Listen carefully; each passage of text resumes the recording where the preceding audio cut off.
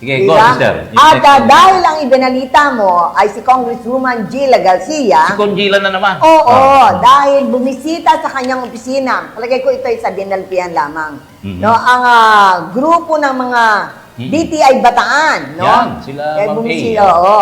Kahapon pala ay merong, ano yun, yung paglulunsad ng Caravan.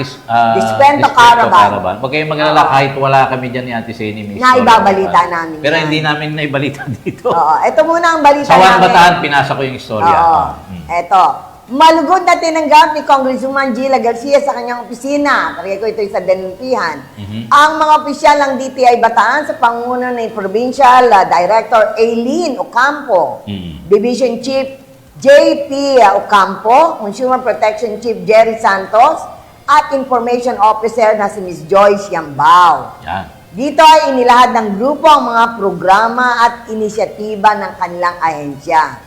Ayon kay Congresswoman Gila Garcia, magandang pagkakataon ito para matukoy ang mga kinakailangang hakbang para mas marami pang tayong may kayat na mamumuhunan. Gayun din, masuportahan ang maliliit at nagsisimulang mga negosyante sa lalawigan. Layon din umano ng nasabing paghaharap, no?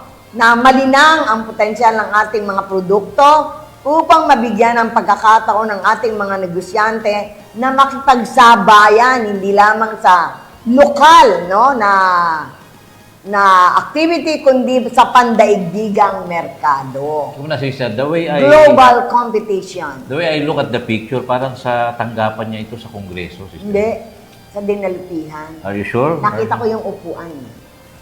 Hindi. Yung lagi natin ginagamit Kasi kailan lang kay Kuya nagpunta? Rolly. Ganun ba? Hindi, better make sure. Parang hindi sa ano eh.